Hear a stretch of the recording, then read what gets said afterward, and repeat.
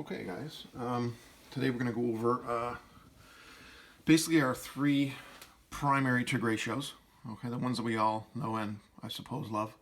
And then we're going to look at three what are called reciprocal trig ratios. So these are trig ratios that we don't have necessarily, obviously, in our calculator, but we definitely do need to know them. And historically, they came in different orders. In fact, basically the idea is that the first sort of three geometric properties that were named what they were named and which we used for the trig ratios was the tangent, the sine, and the secant, not cosine. And as a result, then all the other ones are what are called complements too. That's why they all begin with C, cotangent or complementary tangent, cosecant or cosecant, which is a complement to the secant, and then cosine, which is a complement to the sine. But either way, if you want to read a little bit about the history, you look over here. But the three basic ones that we use the most and that we probably will always default to, despite the fact that this is a curriculum expectation, will be sine, cos, and tan. Okay, and of course in your calculator, there they are, sine, cos, tan. Okay, one thing to make sure for this unit and our next is that we make sure that things are written in degrees on your calculator, so DEG. If it's written in rad or grad, okay, you're going to get the wrong answers because the units are different. So it'll be like getting things in miles rather than getting them in kilometers. Okay, so you do need to make sure that you're capable of dealing with that and that your calculator is all set and ready to go. And of course, you do have to know how to use your calculator well for this unit, although there will be some times where we won't need it at all. Okay, and we'll be getting to that when we get to trig ratios and any angle, as well as our special triangles next topic. Okay, so of course, the reason why we have three trig ratios, but in actual fact there are six, is quite simple. It depends on the information that we have. If we have hypotenuse, opposite, and adjacent, we can have the hypotenuse and opposite as sides. We can have adjacent hypotenuse as sides, or we can have opposite and adjacent as sides. So depending on what information we have relative to the 9-degree angle and our angle of interest, then we can come up with different ratios. If we have opposite and adjacent, we could have opposite and adjacent, or we could have adjacent and opposite. We could have opposite and hypotenuse, or we could have hypotenuse and opposite. We could have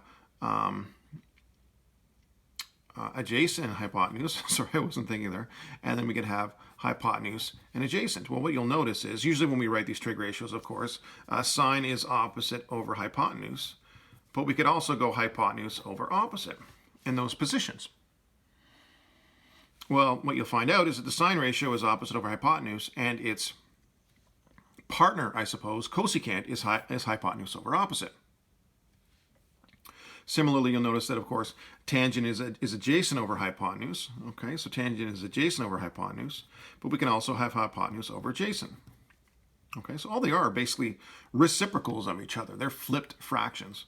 Okay, and similarly, tangent is opposite over adjacent, and cotangent is adjacent over opposite. Okay, so this is going to be sine, cosecant. This is going to be cosine, and then secant, and then this is going to be tan, and that's going to be cotangent. Okay, and those are where we're going to get the ratios from. So this is just a little bit about the ratios and why we have the various scenarios here. So you can read this discussion. There's a couple of videos that are kind of cool as to where geometrically they came from and what a tangent is. You'll need to know that for advanced functions, and a secant. And you'll also need to know those for physics if you take any physics. I'm trying to think of any other disciplines in high school that you'll use that in. Probably not, but those certainly will be those. And of course, calculus and vectors. Calculus is all about finding the slope of the tangent line of that particular curve, or the rate of change, and that's a pretty key feature as well. So we'll be coming back to these ideas, just not necessarily in this course. Okay, so have a look at that. If you want to look at a couple of those videos as far as where they came from, then you can. Okay, and then go from there. All right. Either way, we have these reciprocal trig ratios. So we've got our good old-fashioned sine, cosine, tangent, opposite over hypotenuse, adjacent over hypotenuse, and opposite over adjacent. Now we're going to be finding a new definition for these guys, and I'll just allude to it now. Sine is going to be y over r, cosine is going to be x over r, and tan is going to be y over x. We're going to have a new definition for those. So when we have these new definitions in a couple of lessons, then the reciprocal trig ratios will be the flips of those. Okay, so I'll show you what that is as well. And you may not understand where that comes from, but I will be explaining that, and we'll be learning about that in a couple of lessons. Okay, so, all right. So the reciprocal trig ratios are basically, cosecant is 1 over sine. Okay, so what's the flip? And remember, of course, when you go 1 over sine, which is opposite over a hypotenuse, it's 1 divided by opposite over hypotenuse, which is, excuse my mathematical form, 1 times hypotenuse, hypotenuse over opposite, which of course is hypotenuse over opposite, or the reciprocal. Reciprocal, I can't get it in there. All right, reciprocal. Okay, so if cosecant is hypotenuse over opposite, the flip of sine, it's also the flip of our new definition of sine, which is going to be r over y. Secant is the flip or the reciprocal of cosine.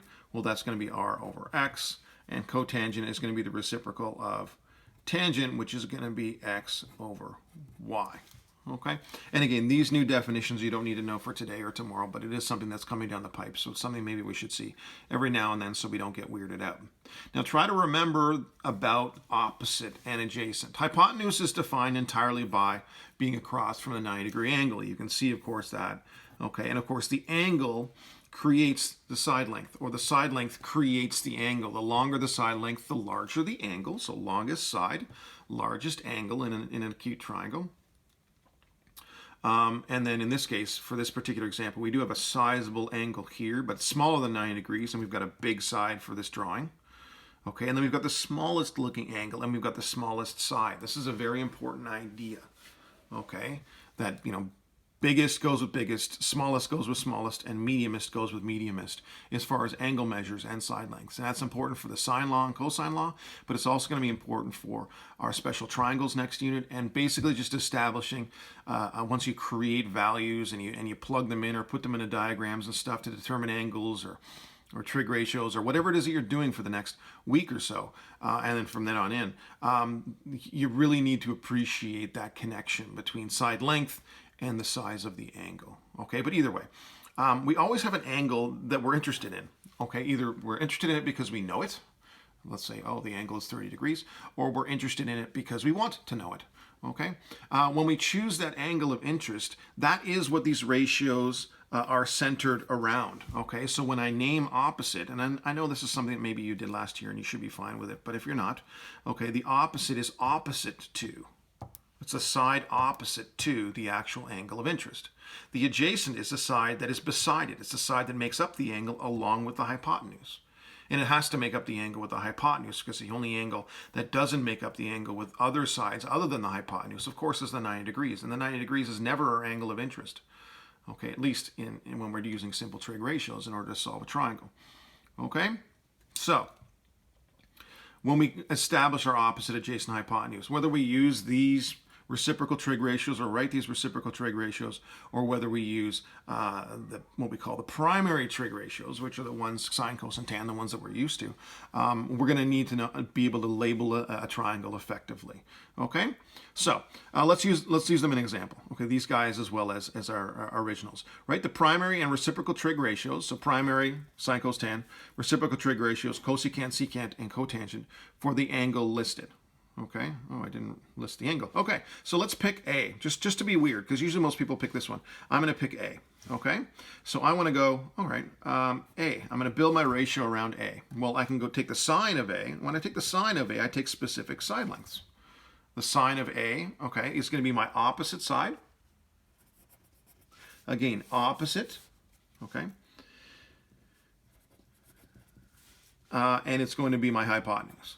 Okay, so there's my hypotenuse across from the 90 degrees. There's the arrow pointing at the hypotenuse. Okay, and so it's going to be opposite over hypotenuse, which is, of course, 12 over 15.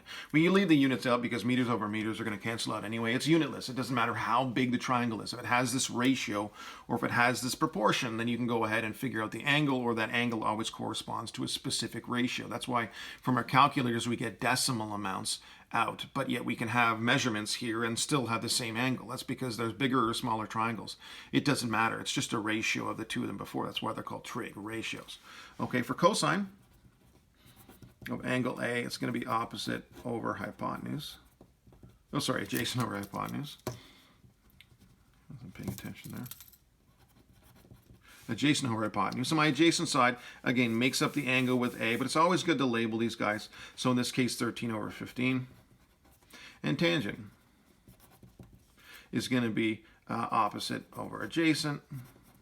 Excuse my writing, but we do have definitions all over the place. And that's going to be opposite 12 over 13. Okay? So those are our three primary trig ratios. For our secondary or reciprocal, really the reciprocal, cosecant A is just going to be hypotenuse over opposite. I'm going to move this a little bit because the screen may be a little bit crowded there. Okay, and that's going to be 15 over 12. So it's literally the flip. Okay, my hypotenuse is 15. My opposite is 12, 15 over 12. But it's literally the flipped version. Okay, so really, if you're going to do all these, you've already done cosine, then all you can do, you don't even really need to write down the definition, but it's good. It's good. Repetition is good to understand what things are. Okay, it's going to be 15 over 13, which is hypotenuse over adjacent, or if you prefer, this flipped. Okay, and cotangent is going to be adjacent over opposite. And I know they're a little weird to get used to, and maybe it's another thing for you to get weirded out by, but don't forget about SOHCAHTOA. And then we have our primary trig ratios, so then our cosecant, secant, and cotangent can just be the flips of those. It won't ring out very well when we write it. I've never even thought actually how it's said, but it won't come out very nicely. So as far as how you say it. So anyway, adjacent of course being 13 and opposite being 12. Now we could go ahead and we could figure out the measure of that angle. Okay, but we're going to do that in another expectation. But when you have two sides, you can figure out any angle you want. Now what happens of course is if my angle of interest is for side C, okay, if I want to find the sine, cos, and tan of angle C, then my adjacent becomes my opposite, and my opposite becomes the adjacent. Okay, so they flip in order, and when they flip in order for angle C, for example, just for example, sine of C is going to be different. Okay, that means that this is going to be, maybe I'll write this in caps, ops, and this is going to be adj, but the hypotenuse is still going to remain the same. So it's still going to be over 15, but what you'll find out is the sine is actually the cosine. Okay. Now we have a name for these two angles, right? This is angle A and angle C. They add up to 90 degrees, and if you remember from grade 9, they're called complementary angles. Complementary angles add up to 90 degrees because we have another 90 here, of course. It takes away from the total 180 inside the triangle. So these two guys add up to 90 degrees. So they were complements of each other. Okay, so whatever this angle is A, let's say it's, 40 degrees. The sine of C is 50 degrees. Okay, you'll notice that 40 and 50 add up to 90. Okay, well, you'll notice that the cosine of A and the sine of C are exactly the same ratio. Okay, that's because the sine of 50 and the cosine of 40, the complementary sign and sine, actually are the same ratio. Okay, and so that's sort of the idea of where the C comes from in cos. Okay, complementary sign is I think it's Latin for complement of sine, and then cosecant is complementary secant, and then cotangent is complementary tangent. Okay, and as a result, those ratios exist the way that they do because of that scenario. So again, the sine of C, you'll notice, and that's just for interest's sake more than anything else. It's not a definition you need to know. I'm not going to ask you that in a communication question or something like that. But it's just something that's neat to know. I'm not going to write the trig ratios for sine of C. Maybe you can try that yourself and to see that they're all flips of each other. Okay, here's another one. I made this a little bit tighter here, so we'll see if we can do our best. But if you can read this off of course, the handout, that's even better. Triangle ABC is a right triangle with sides of 6, 8, and 10. If CB is 6 centimeters and angle C is 90. Which trig ratio of angle A is the greatest? Okay, so when we draw the triangle, and we can draw it however we want to draw it. I mean, it doesn't have to look perfect. Okay, remember, this is just a diagram that we're going with. Okay, angle C is 90 degrees, so we got to put the C there. Okay, and CB is going to be 6 centimeters. Okay, this is obviously have to be angle A because it's triangle ABC. Okay, the side lengths are 6, 8, and 10. Obviously, 10 is going to be the largest side, okay, which is the hypotenuse. And then, of course, by process of elimination, side AC is going to be 8 centimeters. Okay, which trig ratio of angle A is the greatest? So there's my angle of interest. Boop, there it is there. Okay, so I want to figure out sine A, cos A, and tan A. But I'm also going to want to figure out my reciprocal trig ratios. Okay, you'll notice that sine and cos are always going to be less than 1 because they're always going to be opposite, which is a smaller side, over the hypotenuse, which is the largest side, or adjacent over hypotenuse, hypotenuse being the larger side. So it's always going to be smaller over larger, smaller over larger. But if you take the cosecant of A and the secant of A, which is the reciprocal, then if these are going to be smaller than 1, then these guys always have to be bigger than 1 because they're going to have hypotenuse on the top and either opposite on the bottom or adjacent on the top. Oh, sorry, hypotenuse on the top. Let me erase that. Hypotenuse in the numerator and adjacent in the denominator. Okay, now so obviously these guys are usually the bigger. These guys are always the smaller. Okay, if I said primary, that's a different story. But for all trig ratios, these guys are always the smallest. Okay, the tangent kind of depends. It depends on the ratio of the opposite to the adjacent, and for that matter, for the cotangent, the ratio of the adjacent to the opposite. Okay, so we're going to actually probably have to figure out decimal values or maybe in reduced fraction form and compare fractions in this case. Okay, probably we'll have to turn them into decimals. But either way, let's write them out and then figure out what they are as decimals and then figure out who's the biggest. But it's definitely not going to be sine and cosine. It could be cosecant or secant, or it could be tan or cotangent, depending on that scenario. Okay, so we'll plug in all these numbers. Okay, so in this case, hypotenuse is 10. Okay, opposite is for A is going to be the 6, and that it's going to make adjacent the side that makes up the angle, or it's sort of across from the angle B, I suppose. Okay, so opposite is going to be 6 over 10, certainly really small, but then that makes this one 10 over 6. My cosine is going to be 8 over 10, which is bigger, but still less than 1, but this is going to be 10 over 8. Now, so far 10 over 6 is the biggest fraction. That's going to be, I don't know, 1.67. Okay, 10 over 8 is going to be 1.125, I think. No, 1.25. And then tangent, we'll have to see how the tangent works out. So tangent is going to be opposite, 6 over 8. So that's definitely, all of these guys are less than 1. But this is going to be 8 over 6. Now, it's usually going to be the cosecant or secant, but it could also be the cotangent depending on the ratio.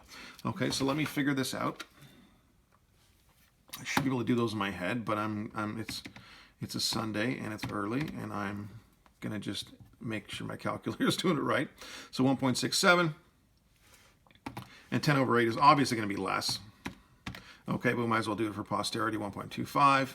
And this is going to be 1 1/3, so that's going to be 1.33. But let me just do that to be sure. Again, it's a Sunday morning. Okay, 1.3 repeating. Okay, so as a result, my biggest trig ratio, not a huge surprise that it's one of the reciprocal trig ratios to sine or cos. Okay, but it's going to be cosecant, so some sort of closing statement. Therefore, cosecant A is the largest ratio at 1.67 to 1. Okay, and all ratios are when they come out of our calculator. Whatever comes out of our calculator is always to 1. Okay, the numerator being the number and then the denominator being the 1. Okay, all right, so solving a right triangle given a side and angle. So let's get to the business end of this. Okay, and one of the very key uses of figuring out trigonometry, and that's of course to find angles and lengths. Okay, so we've got an angle 18.6 degrees. We've got a side here. That's my hypotenuse. I'm just going to make it a big H. It's a little easier for me, especially for you guys to see if I make it a big H. Okay, so my opposite side is going to be this one.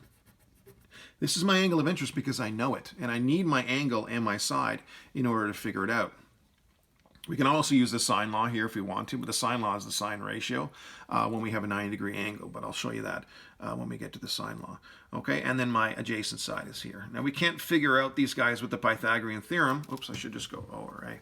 We can't figure them out with the Pythagorean theorem, opposite and adjacent, because if we do, we don't have enough information. Okay, we need one other side length. But if we're solving the triangle, we need to figure out all the angles and all the sides. Okay, so we could basically use angle C as an angle of interest if we wanted to. And one way we could find that unknown angle in this case is to use the angle sum triangle theorem. And that is basically the sum of all the angles in a triangle are equal to 180 degrees. Okay, so over here, I can go for angle C. But this is still my angle of interest. Okay, so when I use my trig ratios, I'm going to use that. Okay, then 90 degrees plus 18.6 degrees plus angle C is going to equal 180. So I solve the simple equation, and I guess they're all degrees. Again, I'm not going to count on my brain because it's a Sunday morning. Minus 90 equals minus 18.6 equals, so that should, yes, that makes sense, 71.4. And remember, solving a triangle is figuring out all of the angle measures. Okay, but we're going to use that 18.6. Okay, so we're going to find the unknown sides. Once we find one side, we have a choice. We can use two trig ratios in order to do that. That's what I'm going to do, but you could also use Pythagorean theorem in order to figure out that third side, because you have the hypotenuse. Let's say you get side A, then you can go ahead and figure out the next side. What I'm going to do is write two trig ratios, just so we can get used to using trig ratios to figure out a side. And go from there. All right, so let's go for side AB, which is really adjacent. Okay, okay. So I'm going to go sine of A. Oops, sorry. I could write all three trig ratios if I want to, but I'm using adjacent and hypotenuse. I have to use hypotenuse, and adjacent is what side AB is. Okay, so I'm going to go the cosine. Again, adjacent and hypotenuse. I want to solve for adjacent, and I want to involve the hypotenuse, and of course I've got the angle. So I always go 18.6 degrees. You don't have to write the degrees in there if you don't want to. Is going to equal my adjacent over my hypotenuse, which is adjacent is, I don't know, so we'll call it AB. And my hypotenuse is 11.3. Okay, let me rewrite that ratio without the adjacent and the hypotenuse in the way, because sometimes that can get in the way. And most people usually go straight to this, over 11.3. Okay, now it's good for us to keep things rather than making this into a decimal. You can make that into a decimal if you want to, but the grade 11U student moving towards grade 12, advanced functions, etc., is going to want to make sure that they have exact measures. So what I'm going to do is I'm going to, to isolate for AB, I'm going to cross multiply. Yes, cross multiply is legal here because we have one term on one side and one term on the other side of the equation. We go 11.3 times the cos of 18.6 equals AB. And then we've got AB, which is, and I'm going to keep the number in my calculator. So I'm going to do the cosine of 18.6. So cosine 18.6 equals, okay, and there's my decimal value there. I'm not going to include that value, okay. You can write it. The general consensus is 4 decimal places. I don't want you to do that. 9,478 times 11.3. What I want you to do is to leave that number in your calculator and be as accurate as possible, and then just go multiply by 11.3 equals, and then we get 10.7. Well, we'll just make it 10.7 because we only have one decimal place for. We're not going to worry about sig figs. Okay, that's side AB. Okay. For side, what are we on? CB or BC, I suppose. In this case, we're going to use the same 18.6. So we pick our angle of interest. Because we pick that angle of interest, then we have the opposite, adjacent, hypotenuse staying as they are. Okay, and I'm going to use opposite over hypotenuse. I want opposite. I need to use hypotenuse. So because I'm going to go opposite, I'm actually going to go O over H. I'm going to use my sine ratio, because sine, of course, using TOA. If I'm involving opposite and hypotenuse, sine involves opposite and hypotenuse. You have no choice with the hypotenuse, although I guess you have a lot of choices if you use this 10.7, but we might as well leave the 11.3, the existing information we're given, and then go from there. So now it's, of course, opposite is, I don't know, so that's side CB. And adjacent is, hypotenuse is 11.3.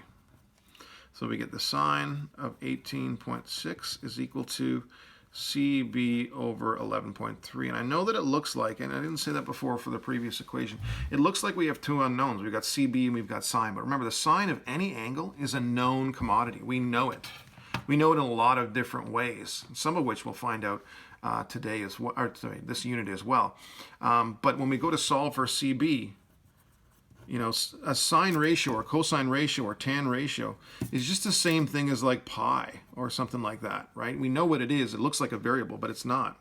So this is going to be 11.3 times the sine of 18.6. Okay?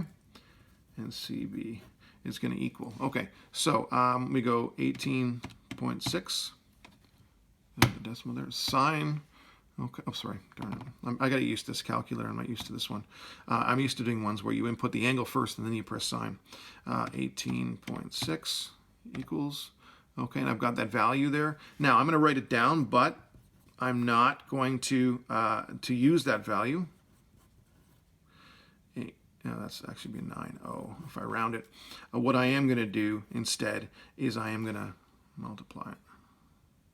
Multiply it by 11.3, keeping that value in my calculator, and then I'm going to get 3.60 or just 3.6. Okay? So I don't know, some sort of closing statement in there would be useful. A closing statement with a diagram would be really nice, okay? But I'm kind of scrunched for space here. But I guess I could fit it in there and you guys could zoom in, okay? And as a result, this is going to be 3.6 centimeters. This is going to be 11.3 centimeters. This is going to be 10.7 centimeters. I should probably move that over so you guys can even see that. And then this is going to be 18.6. Excuse me. And then this is going to be, what did we get? 71.4. And this, of course, is triangle A, B, C. So that would be like my closing statement, right? Right there. And then all the work in here. Okay, a little bit scrunched for space. So guys, make sure you write small when you are going through these notes yourself, okay, or copying them down. I apologize for that. I probably should give you some more room. Usually I do the notes so they can save on paper and photocopies, but I guess we don't need to. Although, you know, who wants to use more paper at home if you're printing these things at home? Okay, we're going to solve this right triangle here, but what we're doing now, of course, is we're given different information. Here we were given two side lengths, boop, boop, and not the third, and no angles, except for, of course, the 90 degrees. And it is important for us to know that 90 degrees, because you do need to know 3 pieces of information in any triangle in order to solve it at all. Okay, and that's an entire side, an angle, and a side. So this would be a side angle side situation, or SAS, where we would use the cosine law if we didn't know if this angle was not 90 degrees. But because it's a 90-degree angle, we can use our 3 trig ratios. And we can be thinking again about SO, CA, TOA. Okay, so in this case, I've got all the information that's there. I know what side D is. I know what side F is. I do want to figure out what side E is. So in that case, because we haven't used the Pythagorean theorem yet, I am going to use the Pythagorean theorem to do that. Okay, but I'm going to do that after I use my trig ratios, because I want to go over the whole thought process in figuring out specific angles. Okay, so let's go for, I don't know, we can go for angle F. Let's go for angle F. So we go for angle F. Okay, now for angle F, we need to use specific sides. Okay, this is going to be my hypotenuse. This is going to be my opposite because it's in the opposite to it. And this is going to be adjacent because it's beside it. Adjacent is the same other word for beside. Okay, so for angle F, I know I need to use opposite and adjacent. So which trig ratio do I use that has opposite, adjacent, and tan? Okay, so in this case, I build it around the angle F, and I go tan F is equal to, okay, it's going to be opposite over adjacent, which is equal to opposite 5.6 over 7.5. Again, it's unitless. So you can include units if you want to, but they're just going to cancel out because it's a ratio of a unit to a unit or a length to a length. Okay, and we're going to end up with tan f. I'll put this more in the center so you guys can see it properly. Tan f is equal to 5.6 over 7.5. Okay? Now, in order to unsquare a square root, we have to do something called an inverse. Okay, so in order to release the angle from the tan ratio, this is something that isn't a number yet because we don't know what the angle is. So we actually have to say, okay, we know what the ratio is, we know what the answer is, we don't know what the given is. Usually we know what the given is, 18.6, and we just go cos. That's the function. We take that angle and we go cos. And the input is the angle and the output is the ratio. Well, here the input is the ratio and the output is the angle. Now, that's changing input and output, x and y. That's changing dependent and independent variables. That's an inverse. So that's what we do. So last year when you went tan minus 1 and used that button in your calculator, you were doing an inverse function. So if you take the inverse of one side to release the angle from it, then you have to take the inverse of the other side. Now, your teachers may not have shown you this just for simplicity's sake, and also because you didn't know what an inverse was. But now we know what an inverse is. That little minus 1 is not a power. That's an inverse. Okay? So what it's saying is that I can take my ratio, use the inverse tan, to get from a ratio back to an angle. The tan goes from an angle to the ratio. Okay? So what ends up happening is these kind of cancel each other out, like a square and a square root cancel each other out. Okay, or a square root and a squared cancel each other out because they're inverses of each other, right? The quadratic and the root function. Well, these are inverses of each other. Okay, so what it does is it releases the angle f, just like if I was to take, the square root of x squared, it just becomes x. Well, the tan minus 1 of tan just becomes f. Okay, and then we're left with this tan minus 1 of 5.6 over 7.5. Okay, and from that we can get an angle. Okay, and of course how we put that into our calculator, it's not crazy, but it's something that we do need to remember, I guess, if that's I don't think that's a proper term. Okay, so I'm going to go 5.6 divided by, oops, sorry, I got to get used to this calculator. All right, so I go second function tan, and you'll see the little tan minus 1. Okay, and then I'm going to put in, I'm going to use a bracket here just to be sure, and I'm going to go 5.6 divided by 7.5. Okay, you can do the ratio ahead of time if you want to. Okay, and press equals, and it's going to be 36.7.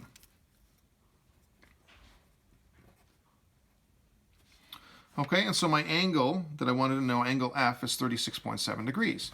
Now, we can use what we did, I guess, what we knew when we were in grade 9 to do the rest of this problem, which is nice.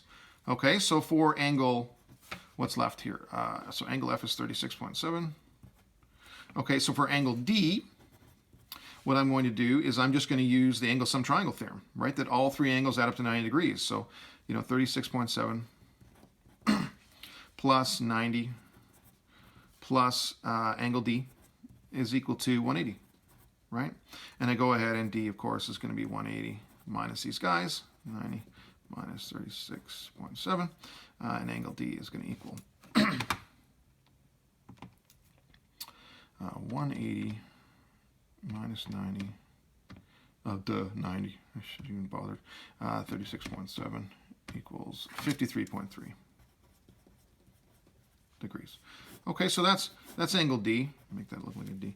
That's angle F. So we're all set with angles. We can use trig ratios in order to figure out what side H is, but we really should sort of get used to using the Pythagorean theorem as well. It's a good go-to for sure in solving things. So I'm going to go for side DF, that hypotenuse. Okay, I'm going to say that DF squared, the hypotenuse squared, is equal to the sum of the two legs squared. Excuse me. 7.5 is one leg, and the other leg is 5.6. Because you're adding them, it doesn't matter what leg you put in what order, but it does matter where you put them. The legs have to be on one side. That's a leg, and that's a leg of the 90-degree angle. Okay? And then the hypotenuse is the distance between the two, I don't know, feet, if you're going to call these feet and feet. Okay? So DF squared is equal to, and I got to do these numbers because I don't know 7.5. plus, I'm just going to do it all at once, 5.6 x squared equals, and that's the beauty of these calculators, 87.61. And then I'm just going to go second function square root of my answer. Where is the answer? I mean, I guess I could just type in 86 points. I got to get used to using this calculator. This is my daughter's calculator, so I got to get used to using it. 87.61 equals 9.6. So df is equal to 9.36, or about 9.4. Blah, blah, blah, blah, or about 9.4. And I really should check that out just to be sure. It's always good to verify answers to make sure that they make sense. Okay, so if I go 36.7, and then I take the tan, if I take the tan of 36.7, okay, I get 0.7453, and then if I go 5.6 divided by 7.5, okay, it's 0.766. Again, I had to round, so it's off by a little bit. Okay, this I think we're okay with, but 30 and 50 is 80, 3 and 3 is 9, 0.3 and 0.7 is 1, so yeah, that's 90, it adds up to 90 degrees. Okay, and then for this one, we could maybe check with the Pythagorean theorem, right? 9.4 is 88.36, and again, remember I rounded that. 7.5 is 56.25, and then 5.6 is 31.36. We add that together. 56.25 equals 87.61. And then again, I've forgotten now. 9.4. Remember that's rounded. It's going to be 88.37, and we got 87.6. But it's close. It's close. Okay, so we know that we're on the right track, and just the problems that we're having, of course, are with rounding. All right, and that's just the reality of inaccuracies there. Let's try another example here. Determine EF in triangle DEF to the nearest tenth of a millimeter. Okay, so we want to figure out this one. Okay, and then express. Oops, sorry, my closing statement here. Oops, I forgot.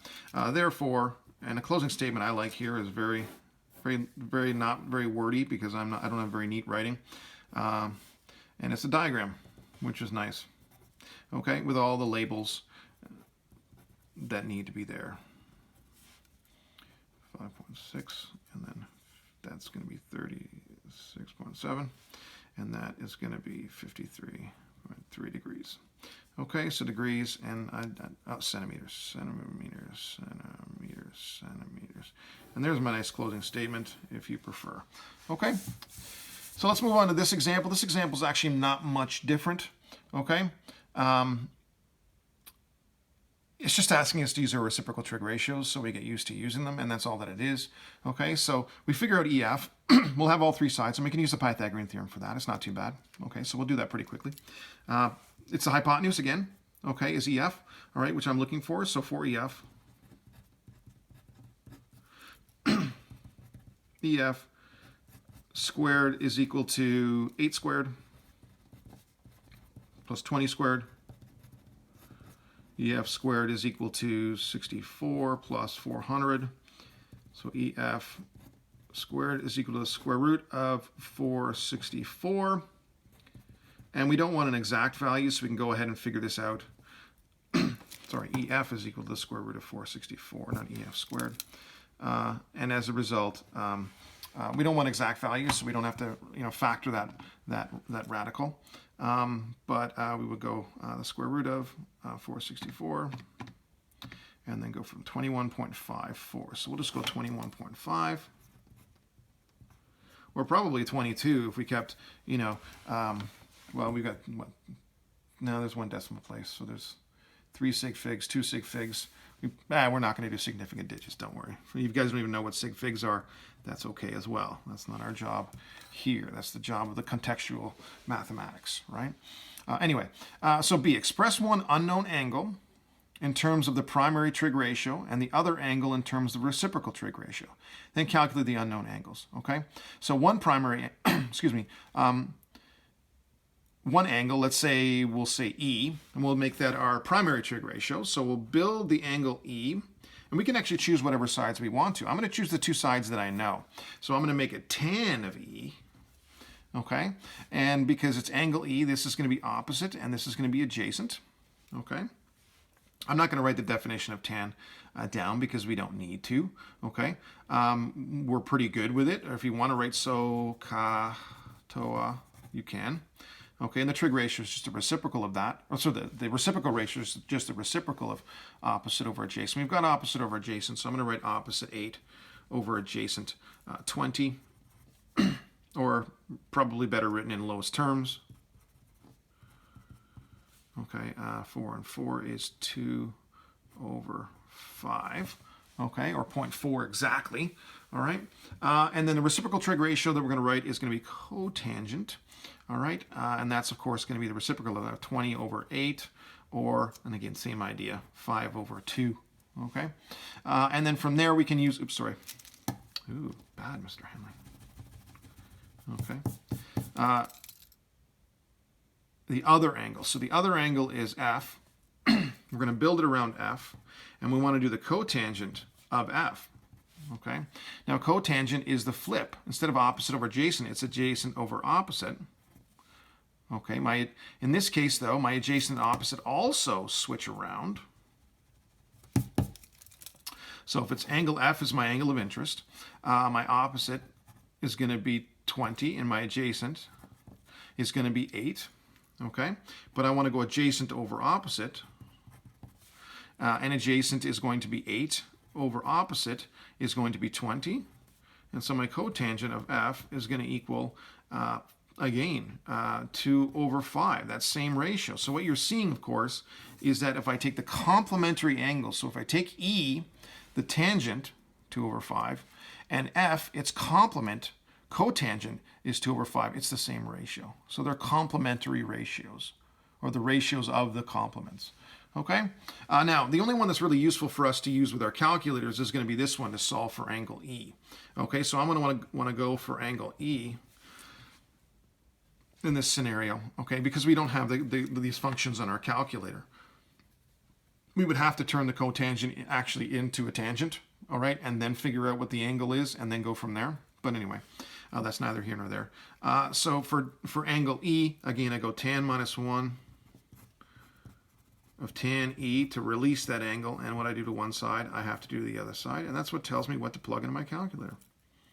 Okay, and so E is going to equal, and so I'll go second tan, okay, tan minus 1, in brackets 2 divided by 5 equals, and it's going to be 21.8 degrees.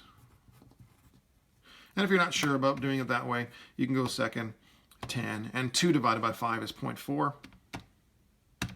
and it'll do you the 21.8 degrees as well. So there's my angle E, so therefore angle E is 21.8 degrees, and EF is 21.5 centimeters. Okay, so again, that's just sort of a little bit about our reciprocal trig ratios. We're starting to see some patterns and ideas and things like that, and hopefully that's okay. And then finally, we've got, of course, our good old friend of angle of elevation and angle of depression, okay? So if you're standing on a cliff, and there's you, standing on a cliff, really awful diagram, okay? If you're standing on a cliff beside a river and you look down at a boat, okay, there's the boat. You look down at a boat. Your line of sight makes... The angle that your line of sight makes with the horizon is known as the angle of depression. So when you're looking and you look down, okay, it's compared to straight across, looking straight forward. Okay, what's called a normal ray from your head. You know that from your mirrors, your plane mirrors. Okay, from grade 10 science. Okay, so it's a normal ray. Okay, the horizontal. All right, and then when you're looking down and you're looking up, and of course it's really from your eye. So you really should see it from your eye. Okay, this is probably looking strangely like your grade 10 science, but that's okay, unless you have bad memories. So there it is. It's your eye looking. And if it's got a tilt down, whatever that tilt downwards is from the straight ahead is your angle of depression. Whatever the tilt upward is, looking at the helicopter in this case, it's going to be an angle of elevation. Okay, so Cathedral Grove is a rainforest of firs and western cedars in Vancouver Island. From a point 40 meters from the foot of one cedar, okay, the angle of elevation to the top is 65 degrees. So what's happening here is we've got a person. Doop, boop, boop, boop. Okay, that's the observer. We always draw a normal ray for that person. Okay, we're of course going to draw the cedar. I'm just going to draw it not looking like a cedar. Okay, I'm just going to draw it looking like that because I'm an awful artist. Okay, there's the cedar. Okay, and then we're looking up to the top of it. Our line of sight is going upwards. Okay, now we're assuming, of course, that the ground is nice and flat and stuff like that. Okay, and as a result, then there's my ground there. But this triangle is actually really floating above. Okay, and as a result of floating above, hopefully, sorry, I just heard a notification on my. Okay. As a result of floating above, all right, then we're going to probably have to add the actual height of the individual, unless, of course, they're lying on the ground. Okay, so 40 meters from the foot, okay, and I probably want to find out how tall the cedar is, and then it's going to be plus or minus whatever your height is up to your eye, 1.5 meters, a meter, depending on how tall or short you are. Okay, so my triangle out of context is going to look like this. And sometimes it's good to take a triangle out of context, okay? And there's going to be a 40 in there. And my angle of elevation is 65 degrees. So that means I tilt 65 degrees from straight forward upwards. So there's a 65 there. And I want to know h. I'll call it h for height. It isn't always the best because h does stand for hypotenuse. Okay, we use that often, so you can call it x if you want to all the time, and that'll be fine. But then again, that later on will be a problem as well. So whatever variable you use, just make sure you define it or you know what it stands for or it's labeled properly in the diagram. Okay, now what I have to do is I have a side.